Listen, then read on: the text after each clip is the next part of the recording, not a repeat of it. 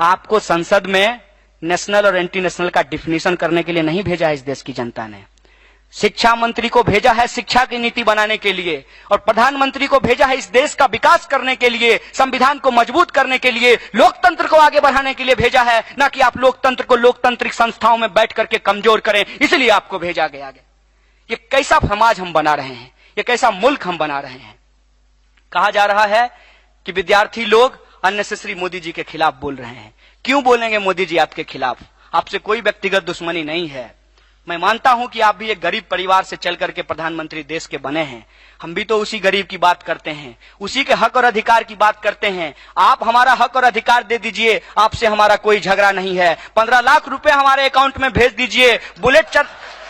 Bullet train चला करके उसके डब्बों में इस देश के अंदर जो गरीबी रेखा से नीचे रहने वाले हैं लोग हैं, उनके लिए सीट रिजर्व कर दीजिए। आपसे हमारा कोई झगड़ा नहीं है। इस देश के अंदर आप सरकारी अस्पतालों को बंद करके निजी अस्पतालों को खोल रहे हैं, वहां हमारे घर परिवार वाले भी अपना इलाज करा पाएं, ऐसा व्यवस्था कर दीजिए। आपसे हमारा कोई झगड़ा नहीं है। और हम बेरोजगारों को आप रोजगार दे दीजिए, हमारी योग्यता के हिसाब से, अपनी योग्यता से हम रोजगार मांग रहे हैं। लेकिन जाकर के देख लीजिए, मुंबई के अंदर कामगारों से मैंने बातचीत की, अगर कोई दलित है पीएचडी कर करके भी उसको स्वीपर का काम मिल रहा है। ये कौन सी व्यवस्था आपने बना करके रखा है? अगर किसी इंसान ने पीएचडी की है तो उसे किसी आप नीति बनाने वाली संस्था में नौकरी दीजिए, किसी विश्वविद्यालय में नौकरी दीजिए, आप उसको स्वीपर का काम दे रहे हैं। और ये बात कोई हवा में नहीं है, तमाम डेटा को आप उठा करके देख लीजिए। जिसकी जितनी योग्यता है उसको उस हिसाब से रोजगार दे दीजिए। अगर रोजगार नहीं दे पाते तो अपने रेफरी से ही सीख लीजिए, अपने मालिक से ही सीख लीजिए। अमेरिका और यूरोप के अंदर जो बेरोजगार लोग हैं, सरकार का काम है उनको रोजगार देना। अगर सरकार रोजगार नहीं दे पाती है तो एक एक बेरोजगारों को बेरोजगारी भत्ता देती है। और आपको सुनकर के आश्चर्य होगा, हमारे पुलिसकर्मी लोग यहाँ खड़ा हैं, आपको जितना वेतन मिलता है उतना बेरोजगारी भत्ता मिलता है अमेरिका के अंदर बेरोजगारों को। आप कहते हैं कि हम दुनिया का सबसे ताकतवर मुल्क भारत को बनाएंगे। कौन कहता है कि नहीं बनाइए? बनाइए, लेकिन कैसे बनाएंगे? कैसे समाज की परिकल्पना आप करते हैं? आप ऊंच नीच की परिकल्पना अगर समाज में करते हैं तो मान लीजिए कि आपका शरीर देश है और आपका नाक अगर सिर्फ लंबा हो जाए तो आप संतुलित विकास नहीं कर रहे हैं। इस देश के अंदर आप घूम घूम करके देखिए, एक तरफ लोग 5-5 लीटर अपने वॉशरूम में पानी बहा देते हैं फ्लश करके, और दूसरी तरफ 5 लीटर पानी लेने के लिए लोग 20 किलोमीटर चलते हैं। ये इस देश की सच्चाई है। जिसके पास पैसा है वो बोतल बंद डब्बों में पानी पीता है।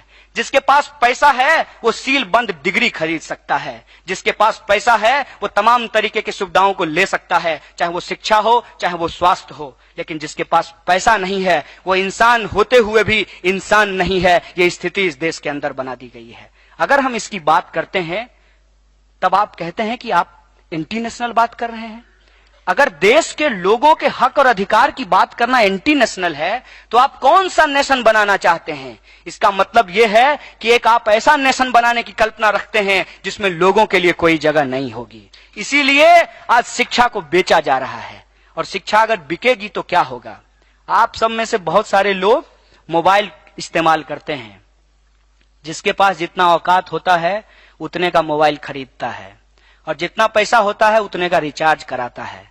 कल को शिक्षा भी अगर मोबाइल दुकान पे बिकेगी तो जिसके पास जितना पैसा होगा वो उतना ही शिक्षा ले पाएगा।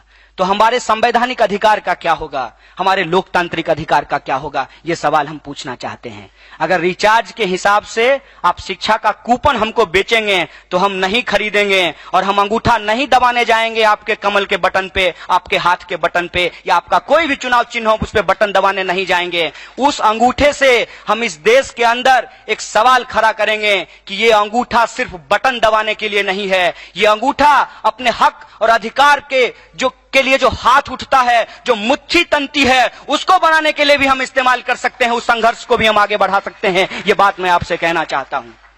आज हम इस देश के तमाम जो नौजवान हैं, तमाम जो विद्यार्थी हैं, उनके सामने एक बड़ा सवाल है कि इस देश में हो क्या रहा है। इस देश के जो लोग हैं उनकी स्थिति क्या है। आप तमाम इलाकों में घूमिए, 25% मुल्क का भूभाग सूखे से ग्रसित है। खाने की बात छोड़ दीजिए, पीने तक को पानी नहीं मिलता है। इस देश के अंदर जो किसान हैं, आप उस दर का अंदाजा नहीं लगा सकते। मिनटों में लोग आत्महत्या कर रहे हैं।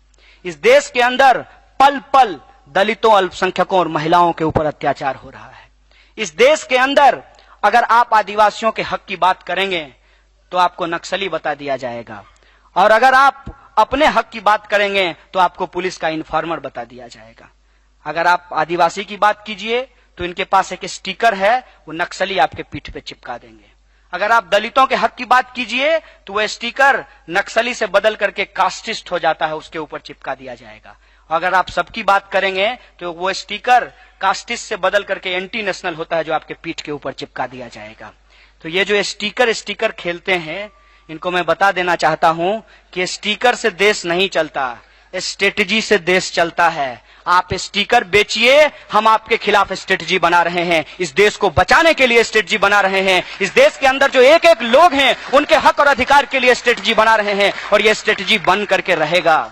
और उसका एक उदाहरण यह है कि आपने तमाम कोशिश की, आपने तमाम तरीके का जो प्रोपेगेंडा है इस देश में फैलाया, लेकिन सच सामने आया और लोग जान गए कि अब की बार फोटोशॉप की सरकार हमने बनाई है।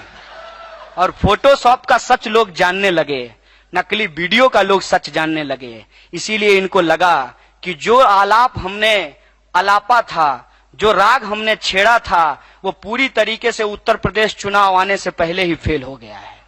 और इनको डर लगने लगा है कि जो लड़ाई रोहित वेमुला ने लड़ी, इस देश के अंदर जो ऑप्रेस्ड को यूनाइट करने की बात की गई, उनसे घबरा करके इन्होंने एक नया सगुफा छोड़ा था, वो सगुफा भी फेल हो रहा है। इसीलिए अब ये डराना चाहते हैं, लेकिन डर से हमको कोई लेना देना नहीं है, क्योंकि हम मान लिए हैं कि अगर इस देश के अंदर आपको जीना है तो लड़ना पड़ेगा। और इस मुल्क में अगर आप अपने हक के लिए लड़ेंगे तो आपको कुछ भी सहना पड़ सकता है, आपको जान भी देनी पड़ सकती है, और हम जान देने को तैयार हैं, क्योंकि हमारा आदर्श रोहित वेमुला है। और इस संघर्ष में चाहे जो भी हो जाए, लेकिन इस देश के अंदर जो संविधान का मूल्य है, जो हमारी प्रस्तावना कहती है, सबकी समानता की बात की जाएगी, सबके लिए न्याय की बात की जाएगी, सबके हक और अधिकार को सुनिश्चित किया जाएगा, और एक धर्मनिरपेक्ष, समतामूलक, समाजवादी भारत की रचना की जाएगी। यही हमारी लड़ाई है, यही हमारा संघर्ष है, और इस संघर्ष में हम आगे बढ़ेंगे। और हमें पूरी उम्मीद है कि जिस तरीके का साथ और सहयोग अलग अलग जगह पे लोगों का मिल रहा है, तमाम तरीके के अवरोधों के बावजूद जिस तरह से ये लड़ाई आगे बढ़ी है, हमें पूरा भरोसा है, हम लड़ेंगे, जीतेंगे, यही हमारा कमिटमेंट है। अंतिम बात बोलते हुए अपनी बात को खत्म करना चाहता हूं, क्योंकि हम आंदोलनों की एकता को सुनिश्चित करना चाहते हैं। हमें रंगों से कोई खास मतलब नहीं है, हम जन आंदोलनों की एकता को स्थापित करना चाहते हैं। इसीलिए हमारा आज का नारा है, नहीं रहेंगे अब दबकर बिरसा भगत सिंह अंबेडकर, नहीं रहेंगे अब दबकर मार्क्स लेनिन अंबेडकर,